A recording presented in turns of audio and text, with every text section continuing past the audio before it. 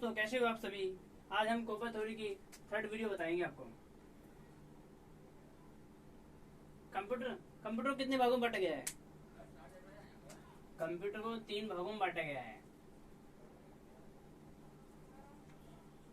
Types of computer. Computer के 3 प्रकार होते हैं।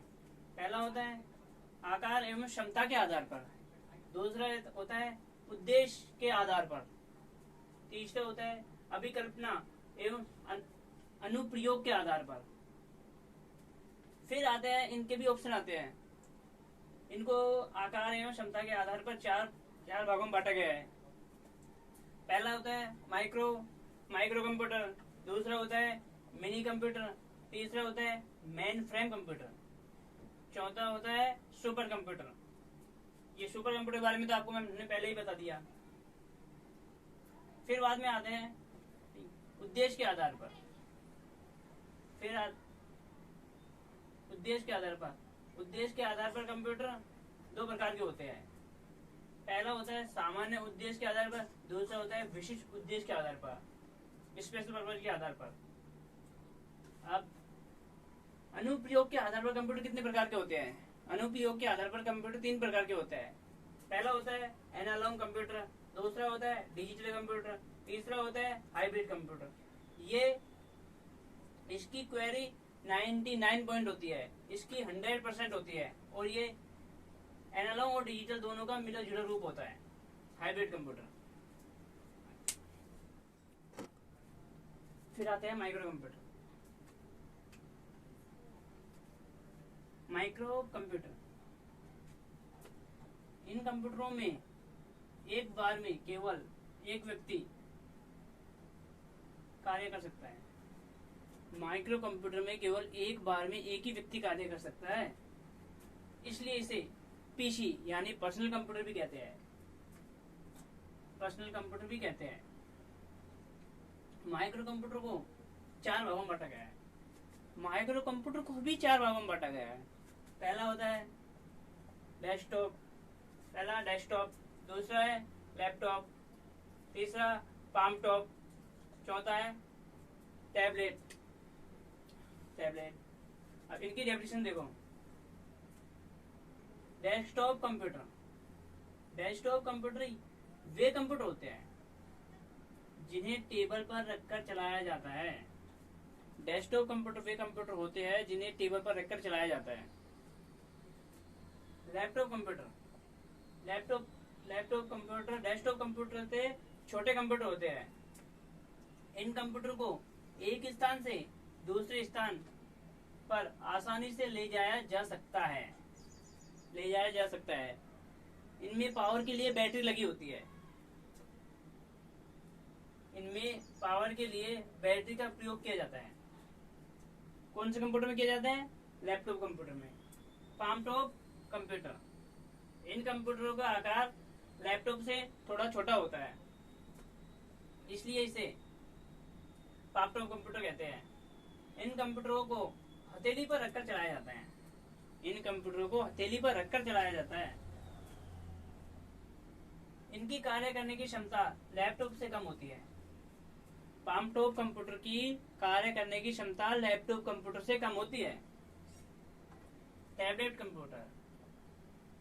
कंप्यूटर ये कंप्यूटर पाम टॉप से छोटे होते हैं। ये बहुत ही छोटे कंप्यूटर होते हैं। टैबलेट कंप्यूटर बहुत ही छोटे कंप्यूटर होते हैं। मोबाइल से बड़े होते हैं। मोबाइल से बड़े कंप्यूटर होते हैं। ये कंप्यूटर टच स्क्रीन वाले होते हैं। कौन से कंप्यूटर होते हैं टच स्क्रीन वाले? टैबलेट कंप्यूटर टच स्क्रीन वाले कंप्यूटर होते हैं। इनकी कार्य करने की क्षमता कम होती है। इनकी सीमाएं किसकी? डेस्कटॉप, लैपटॉप, पाम टॉप और टैबलेट, इन चारों की सीमाएं। यानी कि माइक्रो कंप्यूटर की सीमाएं आ गई सारी में। एक समय में एक ही व्यक्ति कार्य कर सकता है।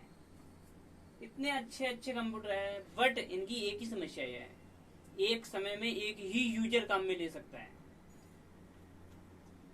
कार्य करने की क्षमता भी कम है और कार्य करने की क्षमता भी कम है। इन चारों कंप्यूटरों की कार्य करने की क्षमता कम है। ये आते हैं माइक्रो कंप्यूटर में। फिर आते हैं मिनी कंप्यूटर। मिनी कंप्यूटर, इन कंप्यूटरों में एक समय में एक से अधिक व्यक्ति कार्य कर सकते हैं। इन कंप्यूटरों में एक समय में एक से अधिक व्यक्ति कार्य कर सकते हैं, यानी 4 से 32 व्यक्ति तक कार्य कर सकते हैं एक समय में। ये मल्टी यूजर मल्टीटास्किंग कंप्यूटर होते हैं। इस प्रकार के कंप्यूटरों में अन्य डिवाइस जोड़े जा सकते हैं, अन्य उपकरण भी जोड़े जा सकते हैं, जैसे प्रिंटर, प्लॉटर इत्यादि। इन मिनी कंप्यूटर की सीमाएं, यह माइक्रो कंप्यूटर की अपेक्षा महंगे होते हैं। जो माइक्रो कंप्यूटर थे उनकी अपेक्षा महंगे होते हैं। इनका अत्यधिक परिपथ जटिल होता है। फिर आता है मेन फ्रेम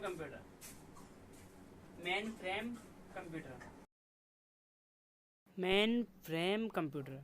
इन कंप्यूटरों का आकार माइक्रो तथा मिनी कंप्यूटर से बड़ा होता है। इस प्रकार के कंप्यूटर में संग्रहण क्षमता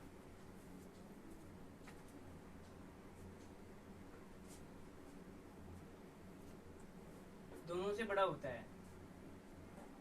इस प्रकार के कंप्यूटर में संग्रहण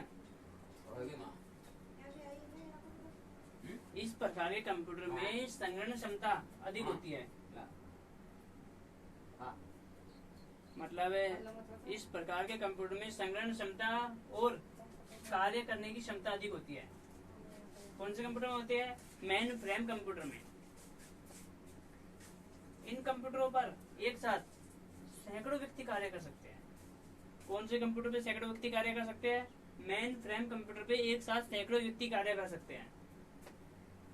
इन कंप्यूटर को एयर कंडीशनिंग की आवश्यकता होती है। मेन फ्रेम कंप्यूटर को एयर कंडीशनिंग की आवश्यकता होती है। इन कंप्यूटर का मूल्य अधिक होता है। इन कंप्यूटर का यूज कहाँ होता है? रेलवे, आरक्षण, इंश्योरेंस कंपनियों में और रिसर्च सेंटर में इनका उपयोग किया जाता है। फिर आती है इनकी सीमा। ये अत्यधिक महंगे है।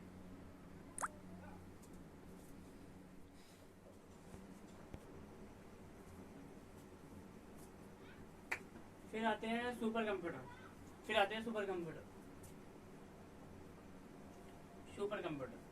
ये कंप्यूटर मिनी, माइक्रो और मेन फ्रेम तीनों कंप्यूटर से बड़ा होता है। इनमें समांतर प्रोसेसिंग, पैरेलल प्रोसेसिंग की क्षमता होती है। क्या होती है? समांतर प्रोसेसिंग या पैरेलल प्रोसेसिंग की क्षमता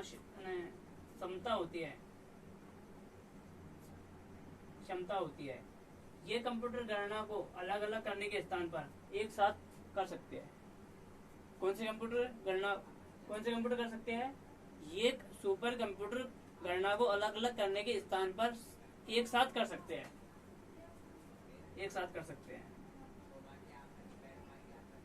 इनका प्रयोग कहाँ किया जाता है? इनका प्रयोग शोध प्रयोगशाला, मौसम भविष्यवाणी व अंतरिक्ष शोध प्रयोगशाला में किया जाता है। कहाँ किया जाता है? एक तो शोध प्रयोगशाला, एक मौसम की भविष्यवाणी, एक अंतरिक्ष शोध प्रयोगशाला। फिर आता है उद्देश्य के आधार पर कंप्यूटर। उद्देश्य के आधार पर कंप्यूटर कितने भागों में बांटा गया था? ये तो आपको पता ही है। 2 भागों में बांटे गए थे उद्देश्य के आधार पर कंप्यूटर को। पहला आता है सामान्य, दूसरा होता है विशिष्ट। सामान्य उद्देश्य कंप्यूटर क्या बोलता है? इस प्रकार के कंप्यूटर में विभिन्न सॉफ्टवेयर का उपयोग करके कई उद्देश्यों को पूरा कराया जाता है।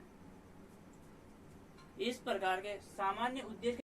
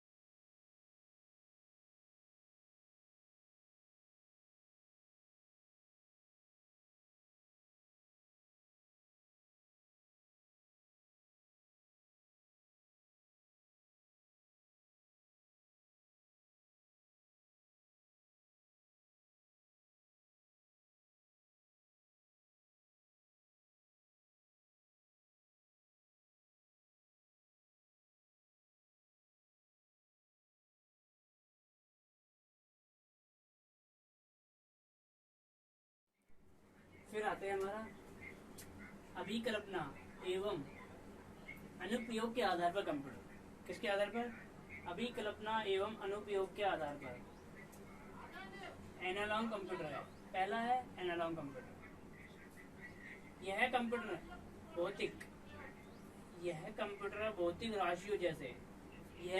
भौतिक राशियों जैसे ताप, दाब, द्रव आदि के प्रभाव पर कार्य करता है।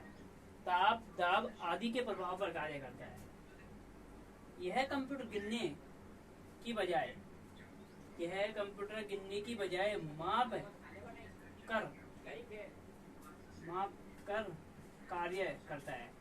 यह कंप्यूटर गिनने की बजाय माप पर कार्य करता है, माप कर गणना करता है। इनकी एक्यूरेसी 99.99 होती है। इनकी एक्यूरेसी कितनी होती है? 99.99 होती है। जैसे ये किस किस काम में आते हैं? पेट्रोल, ये आते हैं जब आप बाइक में पेट्रोल भराते हो। जब काम आते हैं पेट्रोल, बिजली को गिनने के लिए। फिर मोटरसाइकिल में जो आपकी टंकी में पेट्रोल भरा होता है, उसको अपना मीटर बता देता है कि कितना आ रहा है, उसमें काम में आता है। फिर आता है डिजिटल कंप्यूटर। यह कंप्यूटर इनपुट के रूप में गणना व संख्याएं काम में लेता है। इनकी एक्यूरेसी 100% होती है। क्या होती है? इनकी एक्यूरेसी 100% होती है। ये सही आंसर देंगे। इस प्रकार के कंप्यूटरों पर काम करने के लिए प्रोग्रामिंग का अच्छा ज्ञान होना अनिवार्य है। डिजिटल कंप्यूटर में प्रोग्रामिंग का अच्छा ज्ञान होना अनिवार्य है। फिर आता है हाइब्रिड कंप्यूटर।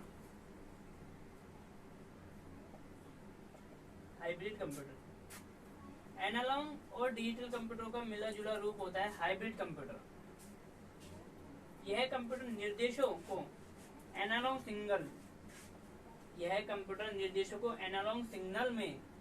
सिग्नल के रूप में ग्रहण करता है तथा डिजिटल के रूप में परिणाम देता है। एनालॉग में तो ग्रहण करेगा और डिजिटल में परिणाम देगा।